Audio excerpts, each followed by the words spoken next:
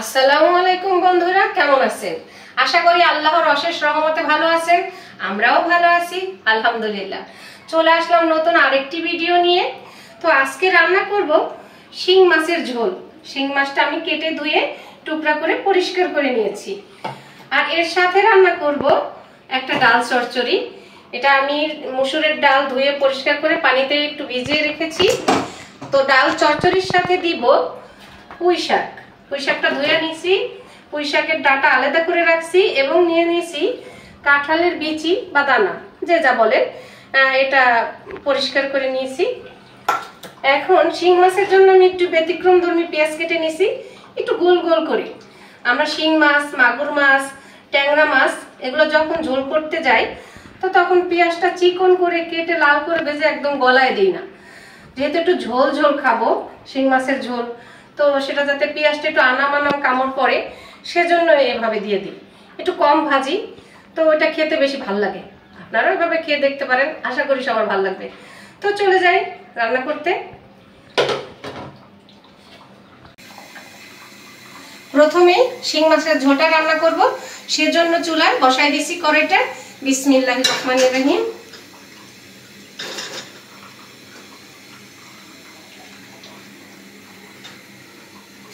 কড়াইটা গরম হয়ে গেছে, এখন দিয়ে দিব সয়াবিন তেল।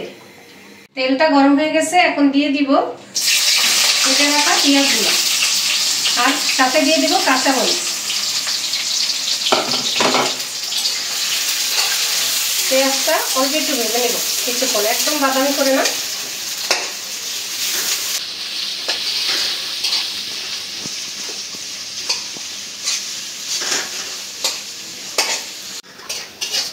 পেঁয়াজটা ভাজা হয়ে গেছে, এখন দিয়ে দিব মশলাগুলা।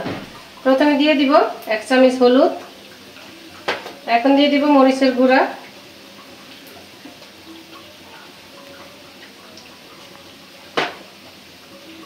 দিয়ে দিব ধনিয়ার গুঁড়া, দিয়ে দিব জিরা গুঁড়া, স্বাদ মতো লবণ,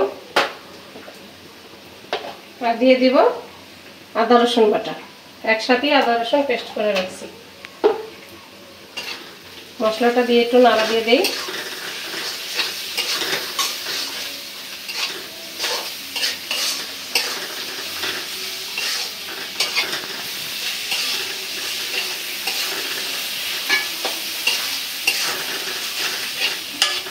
মশলাটা কষানোর জন্য সামান্য একটু পানি দিয়ে দিই।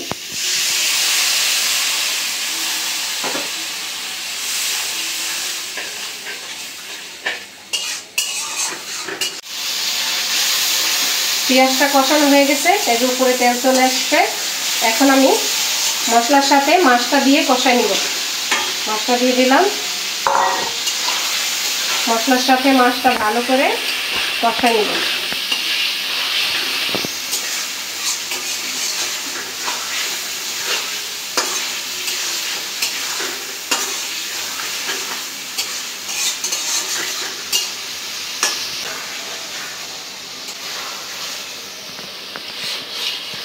মাছ ভুনাটা আমার হয়ে গেছে, মশলার সাথে কষাই নিয়েছি ভালো করে। এখন ঝোল দিয়ে দিব।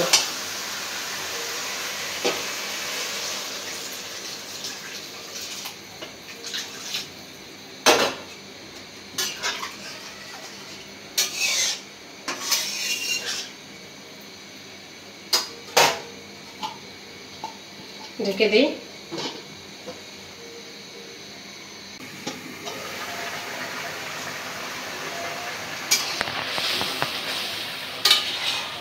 শিং মাছের ঝোলটা রান্না করা হয়ে গেছে, প্রায় শেষ পর্যায়ে। এখন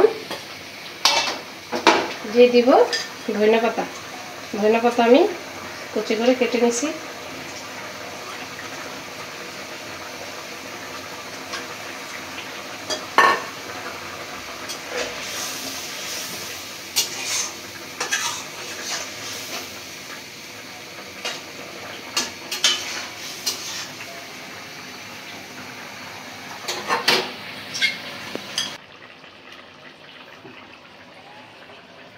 শিং মাছের ঝোল রান্না করা হয়ে গেছে, নামাই নিলাম।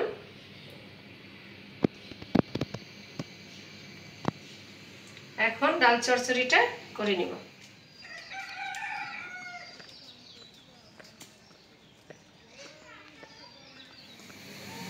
এখন ডাল চচ্চড়িটা বসাই দিব। তো কড়াইটা বসাই দিলাম। বিসমিল্লাহির রহমানির রহিম। দিয়ে দিব সয়াবিন তেল,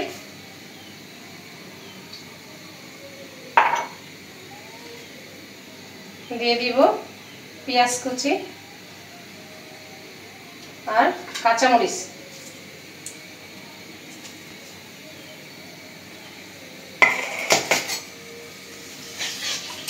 পেঁয়াজ মরিচটা একটু ভাজা নিই। এখন দিয়ে দিচ্ছি একটু রসুন কুচি। পেঁয়াজ রসুন কাঁচামরিচটা তেলের উপর একটু ভেজে নিই।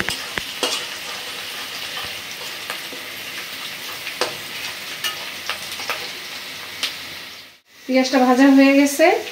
এখন দিয়ে দিব সামান্য একটু পানি মশলা দেওয়ার জন্য।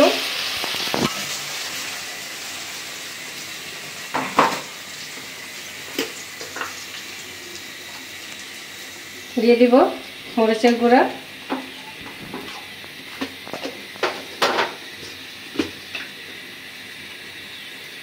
হলুদের গুঁড়া, ধনিয়ার গুঁড়া এবং জিরা গুঁড়া। দিয়ে দিব পরিমাণ মতো লবণ।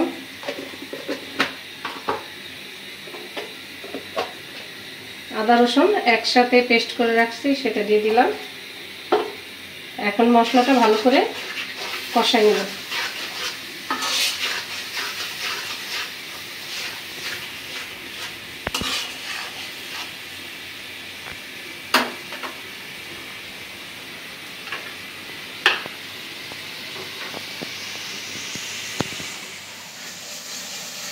মশলাটা কষানো হয়ে গেছে।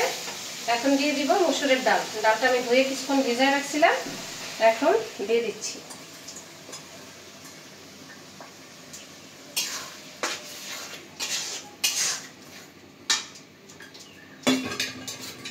এর সাথে দিয়ে দিব পুঁই শাকের ডাঁটা আর কাঁঠালের বিচি। এগুলো তো শক্ত, সেজন্য একটু এটা কষায় তারপরে শাক দিব।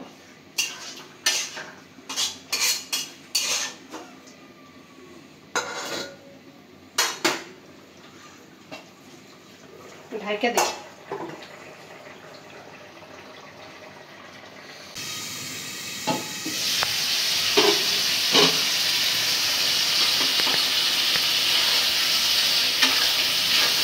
ডালটা কষানো হয়ে গেছে, এখন জল দিয়ে দিব।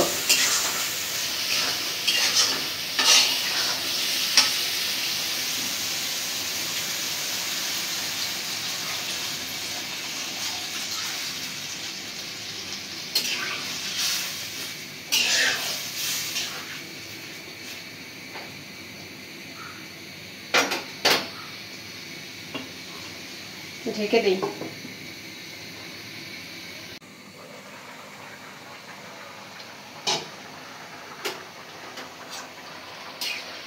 ডালটা বলক এসে গেছে, এখন পুঁই শাকগুলো দিয়ে দিব।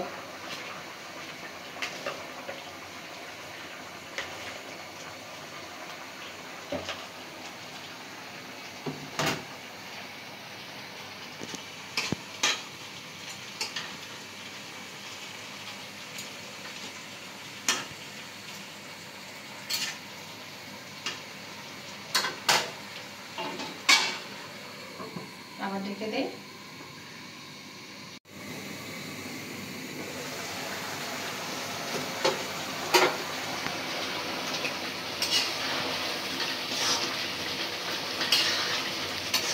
ডাল চচ্চড়িটা হয়ে গেছে। পুঁই শাক আর কাঁঠালের বিচি দিয়ে মসুরের ডাল চচ্চড়ি, অসাধারণ একটি ডাল চচ্চড়ি হয়ে গেছে। এখন নামে নিব।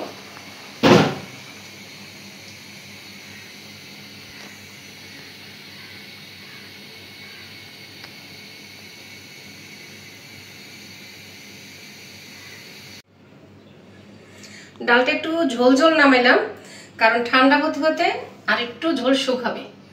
আর অনেকে একেবারে শুকনা খায়, কিন্তু আমার অত শুকনা খেতে ভালো লাগে না, আমি একটু নরম নরম রাখি। ডাল চচ্চড়িটা গরম ভাত, রুটি এবং কি মুড়ির সাথেও খেতে খুবই দারুণ, অসাধারণ স্বাদ।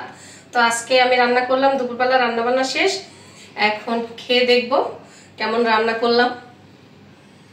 তো খাওয়ার আয়োজন করি। তো রান্না বান্না শেষ করে খাবার খেতে বসে গেলাম সবাই একসাথে। খাবার খেতে চলে আসলাম। আজকে আমরা খাবো দুপুরের খাবার। দুপুরের খাবারে কি কি রাখছো আজকে?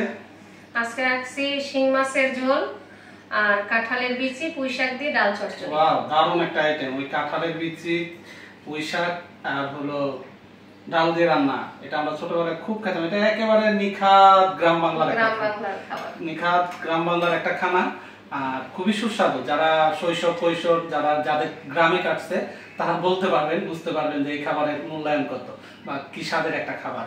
আর এই যে যখন বর্ষাকাল আসতো বা আমার বাপ চাচারা যখন বড় ভাইরা গ্রামে যখন বর্ষাকাল বা এই সময়টাতে গ্রামে খালে বিলে বিভিন্ন জায়গা থেকে মাছ ধরে আনতো বা এই যে বাজার থেকে কিনে আনতো যে ছোট মাছ, গুঁড়ো মাছগুলা, সেগুলোর ভিতরে যে কষায় রান্না করতো, সাথে সাথে কষায় রান্না করতো, পেঁয়াজ দিয়ে ধনিয়া পাতা দিয়ে এভাবে ঠিক কষায় ঝোল করে একটু ঝাল করে রান্না করতো।